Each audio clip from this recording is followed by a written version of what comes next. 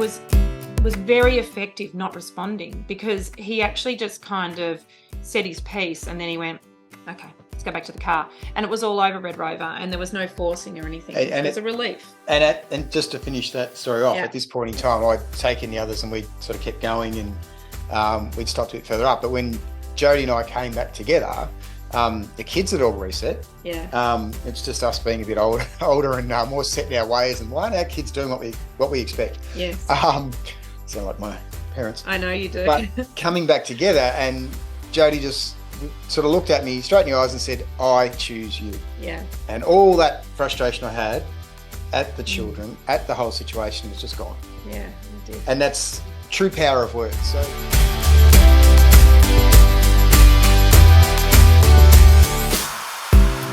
hello, beautiful community. We are here for another chat. And this week we are talking about the power of words. Yes, which is really, really important in our household. Don't always get it right, but in this episode we're going to talk about the power of words, and it's a really nice follow-on from our last chat about effing the shoulds.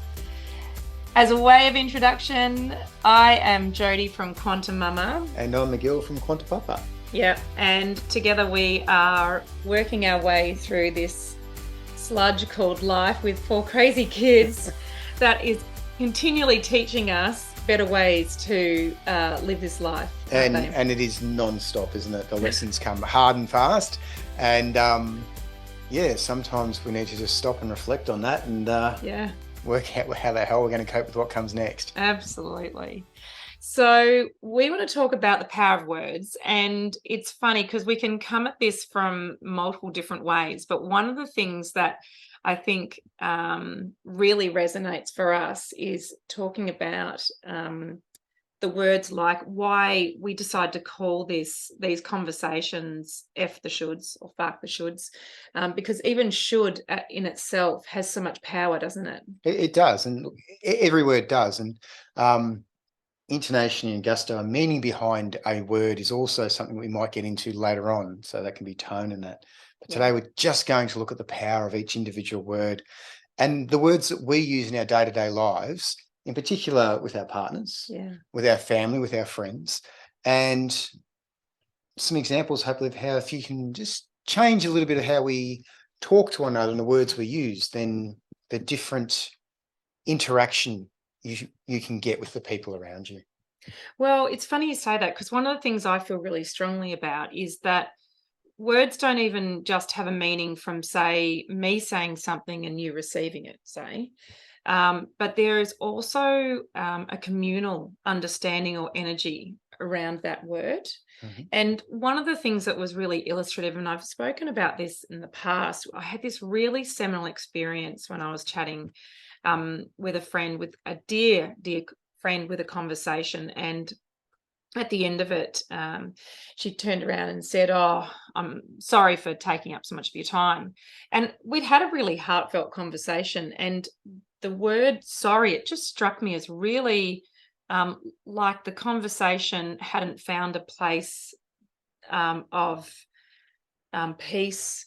There was not a high vibe feel about it. And I had this really impromptu moment where we basically drilled down on what that statement meant to her, and then what the residual, the follow-up sentences meant to her. And it was really upsetting in the end, because the sorry actually equated to her feeling worthless, and her time, her taking up my time, which was really sad. That was the intonation. Yeah, but just to put in context, this friend wanted to debrief a few things that were frustrating them in their life. Yeah. And we all need to do that. It's great if we do it. And to get partway through something that affects you so much, or get towards the end of it and then to apologize for sharing that with someone who you trust and who cares about you and you care about, really undervalues the whole bit. The whole relationship. Yeah. Because in fact, in that moment, what happened was it devalued even the conversation we'd spent, like the half an hour we'd spent. And I'd been really present and so had she. So, in fact, it was a very worthwhile transaction in that sense. But one of the things that I encourage her to do in that moment was to use the word thank you. And that's something that I try and pick up all the time. Like we have this joke in our household now that every time the kids misuse sorry in terms of they say sorry and it's not a real sorry, or it's kind of this sort of programming sorry where it's, sorry I'm late, or sorry I didn't do the dishes because I was busy reading. I'm like, you're not really sorry. You were busy reading a book.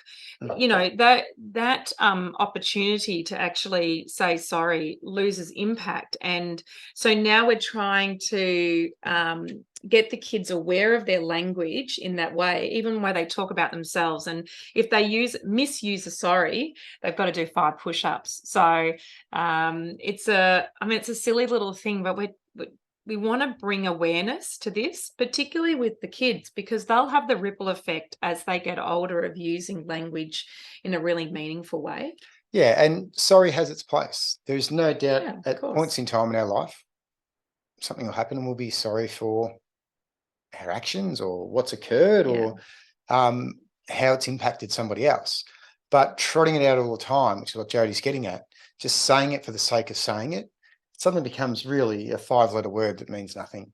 Yeah. And the more and more, or it means a lot, like you're actually really taking away from yourself. Like it can have both those effects, can't it? But more and more, I would say we're losing the value of that particular word. Yeah. And it's just one.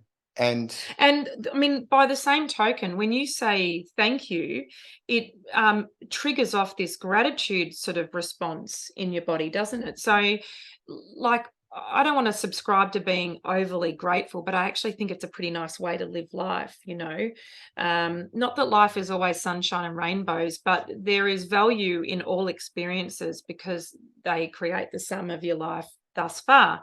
So there's actually a place for that gratitude. But when we actually swap sorry out for thank you, we can actually have quite a different experience. They're just such tiny experiences, and a million of them happen every day. But there's something that adds up within that I think when we misuse words like, say, sorry, and either it loses impact, like McGill was saying, or it we tell ourselves subconsciously don't have a worthiness around whatever it is that's happening. That has it's quite a necrotic effect on your mental health. Like, I think it really just eats away at your sense of well-being and serenity. And they're the things that really interest me, is how do we put circuit breakers in our language? Because once we become aware of the potential impacts of what we're saying, then there's a responsibility to ourselves, unless you want to rock a victim state, but there's a responsibility to ourselves to actually be mindful and intentional with our language. And also, similar really with that word sorry at the moment, in the whole interaction that Jodie had with his friend, the thank you is far more appropriate. Yeah. Not sorry for unloading on you. It's thank you for listening. Yeah. And creating that space, because that acknowledges Jodie as a person that has created that space, has received it, and has held that space for that party at that point in time. Yeah. So right.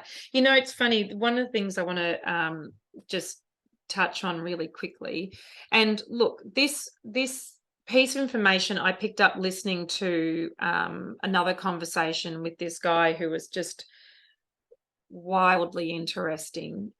His name's Harold Kaltzveller, and I probably mispronounced that, so I apologize, Harold. Anyway, something that he said, he just kind of dropped it into this conversation, and I just thought, wow, that is confounding. He said, junk DNA looks awfully like language. And when I heard that, it felt like things just fell into place. And I suddenly thought, nothing happens in nature by accident. It is all there and very purposeful. So even the language around junk DNA, the power of junk DNA, which is the very fabric of life. Well, it suddenly makes us feel as though, in this case, DNA is irrelevant. Yes. That's right. It doesn't acknowledge the fact that it's because we don't know what it does Correct. It's or where it actually, leads. it's a very misleading label, isn't it? It Because in is. fact, the limitation is on our understanding, not actually on the incredible creation that we are, you know, these trillions of cells in community that work together so harmoniously.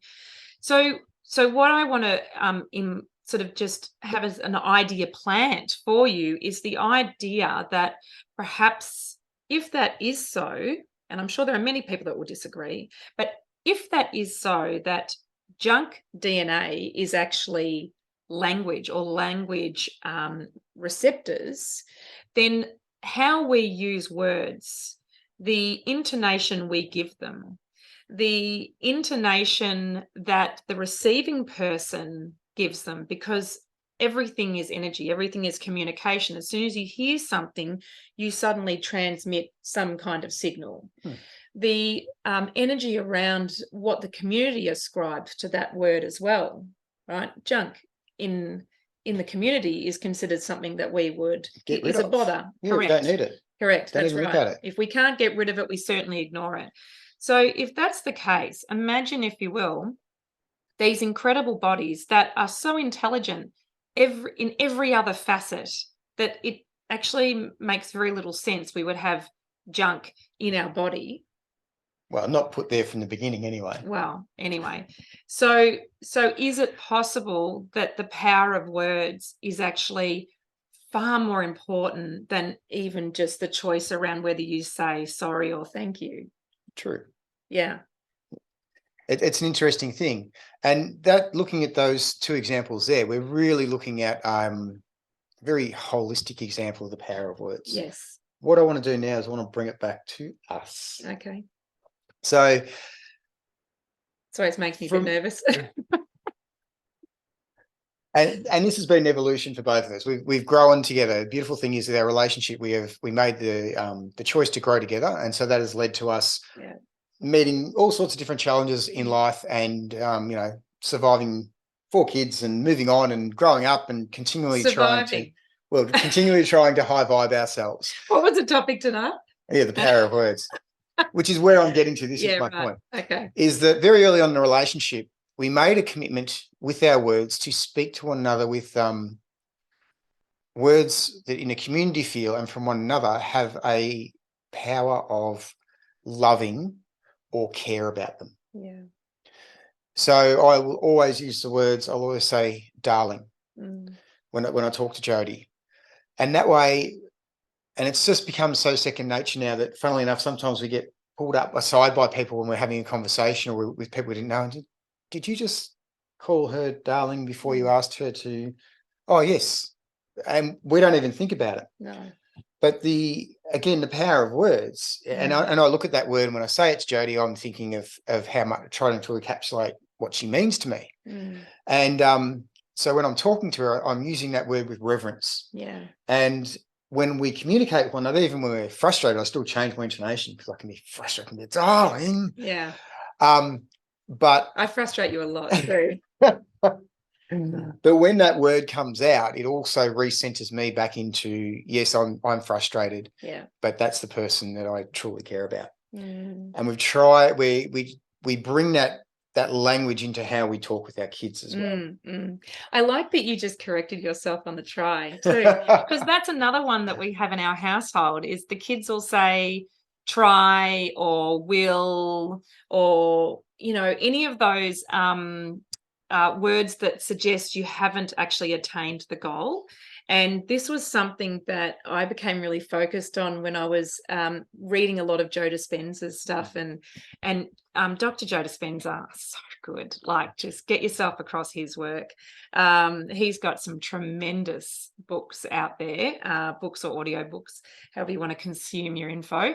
But yeah, he would say that the word try or want is in a lack state. So if you try something, you haven't actually attained it. And when we talk about the power of words and, this idea of, manifestation and positive thinking and affirmations, and I really rate a lot of those things. I know they've sort of been hijacked in some ways by the airy fairies and, what I would call the the false richness of life, you know, the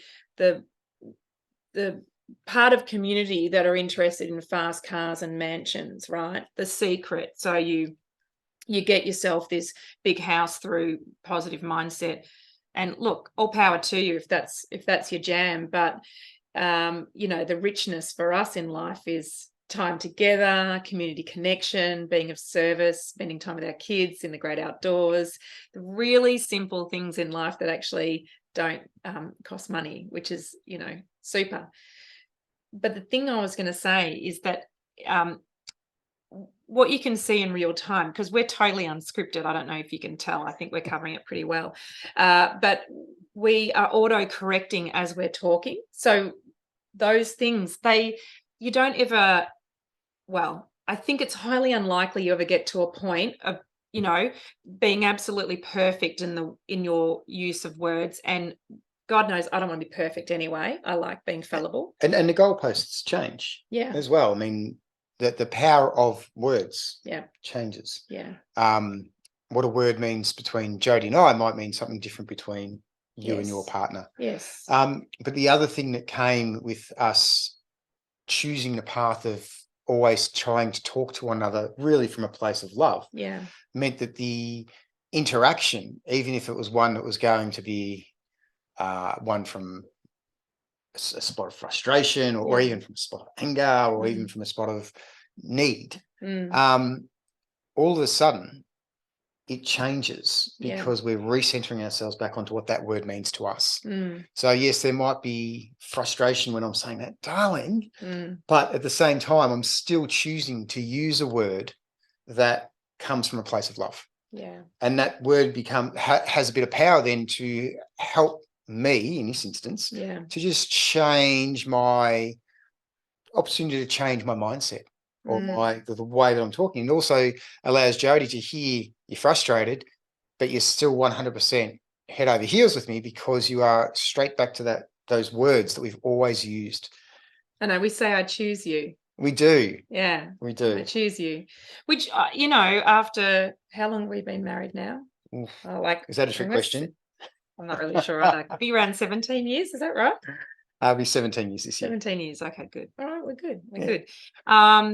It's funny. We've been saying that for the best part of, say, 15 years, pretty much since kids started arriving. And, you know, they are the litmus test of a relationship, aren't they? They are the bonds that either bend, break or strengthen, you know, and sometimes you go through cycles of that as well, you know. And I think in those times when you are in the fits of absolute sleep deprivation, where it's this sort of, you know, it snowballs, doesn't it? You get it doesn't end for a while there. That's where you can actually get a bit sloppy with your words and a bit short. And so in those moments where we would be really quite, you know, impatient with each other, or just perhaps we'd used to reference, there was this awesome YouTuber who talked about the mum job, essentially the mum task, and she talked about having a Faark jar, which I just loved so much. And it was so good, you know, but you'd basically run out of Faarks is how we would describe it. You were all out. And so when you were at that sort of point and just not being mindful with your language, we would come back to I choose you. Yes. And it was such it's such a fast recentering thing, isn't it? I mean, we literally used it. Wasn't it yesterday we were about ready to give away one of the kids? that can happen a little bit. Oh, yeah. But yeah, it was as simple as that. We were both just getting to that point where we'd had an amazing day. We'd had this beautiful experience with the kids. Yeah. We'd had a few things we had to do, but we got up early. We went for a drive. We jumped in the ocean together. Yeah. Magical spot. Beautiful, beautiful morning. Yeah. If you were doing Facebook Live, you would take photos of all those highlights and it would just look like the best day. And it was. Yeah. It was cruising along. Yeah. And then we got the SH1T hit the fan for a while. The kids' breakfast out as a nice gift for them as well. And as soon as breakfast was done, that was it. The bundle got dropped. The kids had enough. Yeah. And all we needed to do was to walk back to the car, which was probably about a K away. Yeah, it was too hard. And it was on. Yeah. You know, and not just one child. Normally you get one. Well, it started with one, then it went to the next. And so I had sort of 3 boys at one point that were just hammer and tong at one another, and sort of, you know, dragged the oldest one away. I said, "No, come on, bud. Let's why don't you just walk ahead?" And got to the next one, and then the youngest, God bless his cotton socks. Yes. He let the Faark jar rip. Oh yeah, he did. He's our swearer, so I'm very proud. I've got a child that takes after me. But yeah, like he was dropping F-bombs here, there, and everywhere, clearly thinking he was actually going to get some kind of response from me. And this is the other side of the power of words, is that the ship has sailed so long ago and so far away to reel in this kid's use of language that I just said to McGill, don't worry, we've got to pick our battles with this one, because he is so beautifully headstrong, isn't he? He is. And the other side of this, of the power of words, is the power we ascribe to the word when you said. Yes. So I'll be the first to put my hand up and say, I have a real issue with the F-bomb. With the exception of naming a podcast. Well, yeah. But that's Faark, not. It's technically different. And that's part of my upbringing. Yes. And you felt really strongly about that. And I did for a very long time. And so instead of headstrong, you know, young bull, old bull sort of coming together, I've changed how what power I ascribe to that word. I still choose not to use it as very often. But when he uses it, I don't think it's funny. No. But I don't think that it doesn't have the power that it once had on me. So my reaction to it is suddenly different. Yes. And there's even been a couple of times when he's let it rip. Yeah. Generally not in public, but where I can actually see the funny side of it. Yes. You know, because I think, you know what, if that had happened to me or that was occurring at that point in time, I'd probably want to say that too. Yes, that's right. But I mean, having said that yesterday, it was just him venting, and kids learn fast, right? This kid is 7, so he's reaching this age of consciousness, although I suspect he may have been there for a little while already. He knows his own mind. Yes, he does. But when he used the F-bomb in public, he didn't swear at me. He just was swearing about his life and his family that don't love him, allegedly. And I just let it go, and I didn't even react. I don't think you can not react, but I held space. Totally overused term, but again, what it basically means is I sat in the observer's seat and I didn't correct or direct anything he was doing. I literally just stood near him and just let him vent. And actually, I was really impressed. He must have known that the word was kind of not really for consumption in a busy beach coastal town. So he kind of was dampening it down. So I think in some ways he actually knows the power of words as well, but he wanted to release into feeling that as well. But it was very effective not responding, because he actually just kind of said his piece and then he went, okay, let's go back to the car. And it was all over Red Rover, and there was no forcing or anything. It was a relief. And just to finish that story off, at this point in time, I'd taken the others and we sort of kept going, and we'd stopped a bit further up. But when Jody and I came back together, the kids had all reset. Yeah. It's just us being a bit older and more set in our ways, and why aren't our kids doing what we expect? Yes. Sound like my parents. I know you do. But coming back together, and Jody just sort of looked at me straight in the eyes and said, I choose you. Yeah. And all that frustration I had at the children, at the whole situation, was just gone. Yeah, I did. And that's true power of words. So with your loved ones around you and with the people that are near and dear to you, bringing that language in from a place of love, and acknowledging who they are and showing your love through the words that you choose to use when you interact with them can change the whole dynamic of where you are. And choosing how you respond to some words too, because the power of words also can really refer to whether you oxygenate them. And I guess that's what I'm trying to say with that little, fun thing that we did yesterday in the middle of the street. I didn't I didn't give any fuel to the word, so therefore it lost its power. And one of the things we really want to talk about in the coming conversations is radical self-responsibility. And I think part of that radical self-responsibility is noticing when words have power or effect on you and recognizing maybe you're the one that's actually fueling that response. Mm.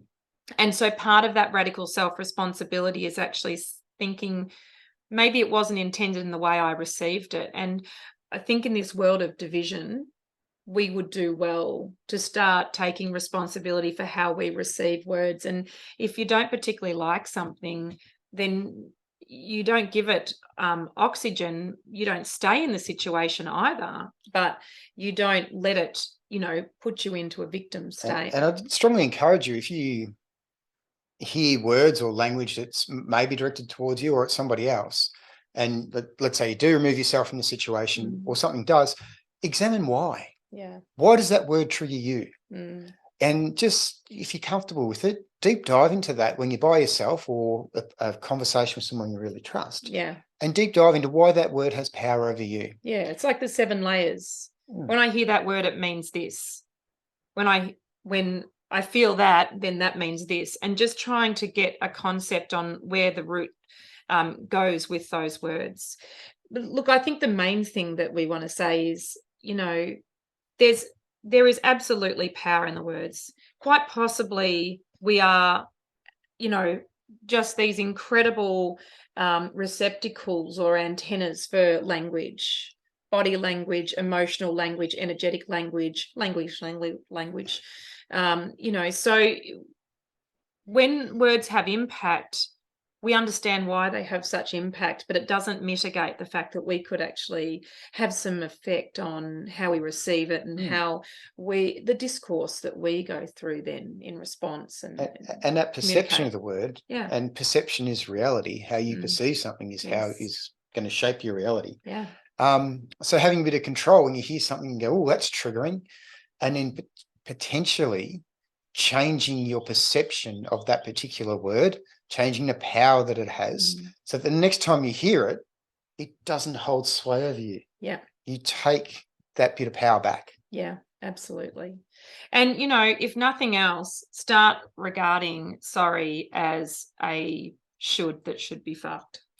Because really, that's a good starting point, isn't it? It is a good starting point. It is well overused. Yeah. It does have a place, though. We still need it within our language with one another.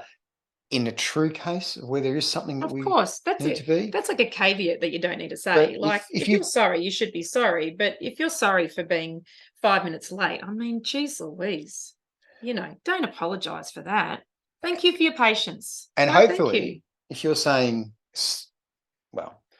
sorry to someone for being 5 minutes late, hopefully the person that's hearing that's going, no, I know that you were busy doing stuff. I know that you had things to do. I'm thankful that you're here. Yeah. Rather than, you're 5 minutes late. Yeah. But the impact of just saying thanks for your patience. Yeah. It changes the whole transaction or interaction with the other person anyway. And you don't give away your own power there. Absolutely. Keep your power. Right on. Right on. See you next time. Thanks for joining us, beautiful people. Bye.